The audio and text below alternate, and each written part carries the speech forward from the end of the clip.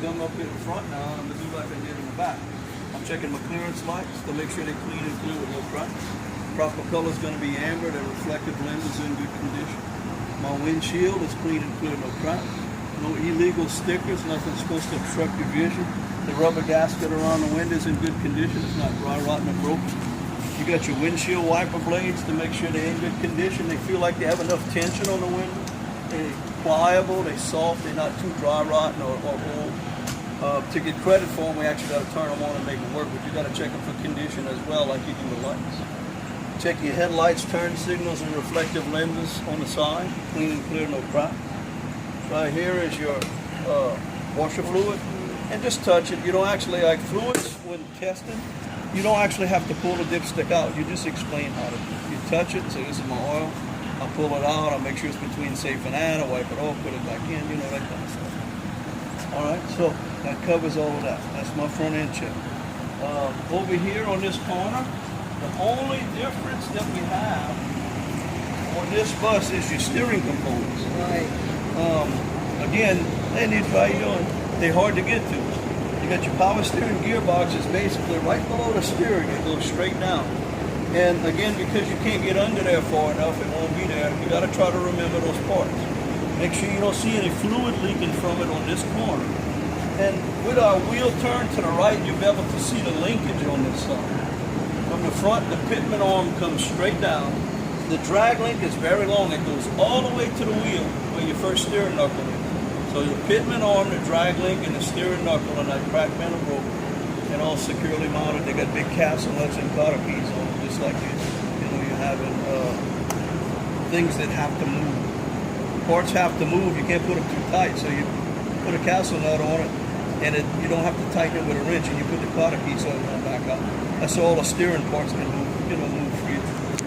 But anyways, those parts are under there. And I say, you see how close to the ground we are?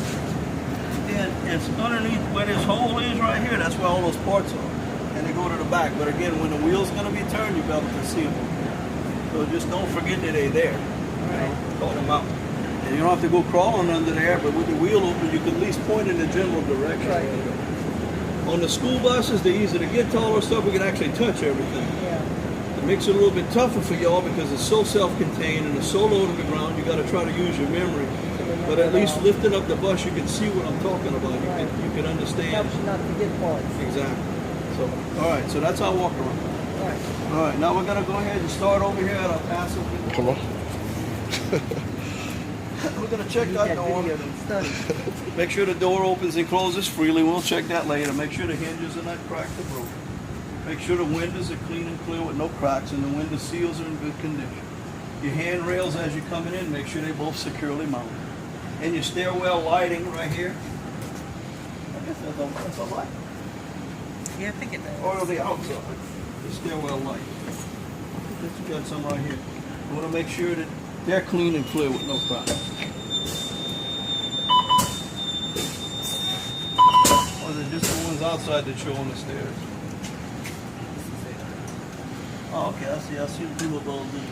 Okay. So your stairwell lighting in and out. Make sure they're clean, clear, no cracks, all securely mounted. That's your magic word, secure. Thanks, bro. Everything got to be secure. Also, your treads, or for your step up right here, make sure they're not worn or torn. You don't see no loose or missing rivets as you're coming in. All, trip hazards and stuff. So make sure that's okay. All right, coming on the bus. We're gonna go down the back and checking our seating and our emergency exits first. And we'll catch everything in the front, finish up that way. Okay, as we're walking through, also you want to check your matting going through to make sure it's secure where nobody's going to trip or fall. Handrails all secure.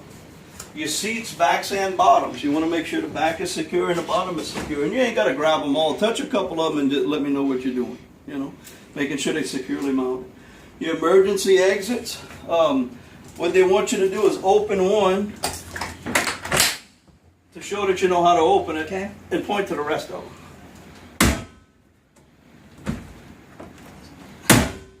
It's easy to close from the outside, but this thing has to be up in the lock position. So it needs to be slam closed. It's the only way to do it, to get anything out of it. Now, I got one there, here, got one in the roof back there, one in the roof in the front. I'm pointing them all out rather than going to the back. Still checking backs and bottoms, all my seats. I got one back here. Emergency exits everywhere on this bus. So, operate one, point to the rest of them, and check your seats and your floors, basically, as you're coming through. And that's going to cover all of that. Okay, now we got to get ready for our startup check. Before I do that, I got emergency equipment I got to check out. I got a fire extinguisher, has to be properly mounted, has to be charged in the green and properly rated. Properly rated fire extinguisher needs to be at least a 5 BC. This is like a 40, so we good. Okay. Karen has know that figure? the proper rating. You need at least a 5 BC. So yeah, try to remember that if you can. That's part of the criteria. Just in case you miss one of the other bits of criteria. Properly mounted, charged, and properly rated are the three things. I need 2 out of 3. So if you forget one, hopefully the other one you get it with that. Each part has a certain bit of criteria. If there's 3 parts, you got to get most of it. Most of it would be 50%, 51% or more. When there's 3 things, then you're looking at, at least two out of the 3 to be able to get that amount. So properly mounted and charged would be good enough if you remember that. But it's good to remember it all. Okay. We're supposed to have 3 red reflective triangles right here in the box.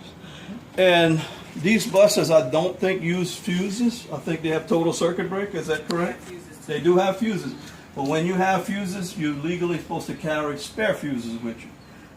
Whether or not they're on the bus or not, which they should be, you at least got to call them out for the test. Okay. So that's your 3 items. First aid kit's not part of really not required on the bus unless it's a school bus. And a body fluid cleanup kit, that's a school bus. But on a transit type bus, it's not required. But it's good to have, it's just not required. Okay. Okay. All right, now we're getting ready to do our startup checks.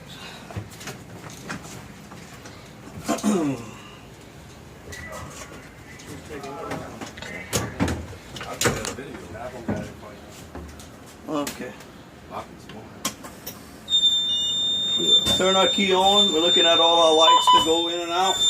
And especially the anti-lock brake system light, your ABS light, make sure it goes out. That's part of the test to be able to call it out, that it comes on and goes out. Okay. So ABS light is okay. Now we're going to do something called a safe start. A safe start in an automatic transmission is basically just to let me know that it's in neutral and your foot's covering the brake before you start the bus. So I got that there. Got it in start position, and I start the bus. Now the first thing that I like to go to is all my gauges, especially oil pressure. Make sure it builds up right away. And on this particular bus, at idle, it looks like it's running about maybe 55 or 60 pounds at idle, somewhere in there. That's about normal. You got your water temperature. Yeah, we just left off of Great Heights. Oh, 2, that's a higher back there. Make sure your water temperature gauge that we're not overheating. Give the bus right quick. No, they were doing something to the bus. Yeah, we're doing something.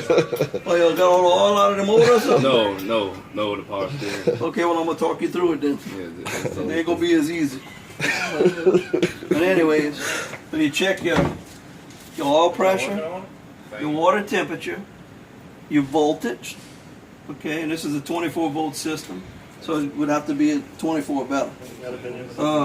Your air pressure on this bus, these buses, I think they go almost all the way to 140 psi.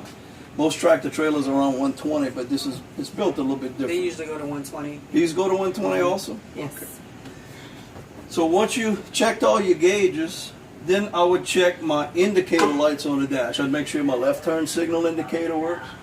That's all on the floor, huh? Yeah. Right turn signal indicator works. They got a 4-way flasher indicator. You would turn, your 4 ways on, make sure they work. And then also your high and your low beam, make sure that indicator works. It usually shows up in blue on the dash, and the indicators are in green typically. So don't forget the indicator lights. Well, that's good. We'd also want to check our seat belt on our seat. We want to make sure there's no frays or cuts or tears in it, that it adjusts properly and latches properly. This one you got to sneak up on it to make sure it works. And it does. So seat belt's in good condition. We'll make sure our horn's working okay. We're going to make sure our wipers and our washers would be working okay. Even if the washers don't squirt, mention you checking them. You know what I'm saying? Because sometimes they might be out of fluid. Typically, they keep them out of fluid over here. That's just what I see. So make sure that you at least call it out. Okay, wipers and washers are working okay. You got your heater and defrost fans. You want to make sure that those are working properly. Kind of feel for it that that they working, heater and defrost. Don't keep the heat on too long. It's hot enough already. So make sure that all of that's good. You want to check your mirrors again, but this time we're checking them for adjustment. Outside, I want to make sure that they're clean and clear. No cracked lenses, no missing lenses, seem to be securely mounted. But I got another point when I come inside. Also got to make sure they're adjusted properly. So there's two separate points. Condition and security and adjustment. Okay. Two separate points on the test. Make sure that's all good. Okay, now, that would basically cover all my little controls and gauges. Now I have to start testing my brakes. Okay, now, it's I don't going know how to do yet. Huh? I don't know how to do that yet. it's gonna be You a want me to little, go get your bus so you can show her how to do that? let's do that, because it ain't gonna do us no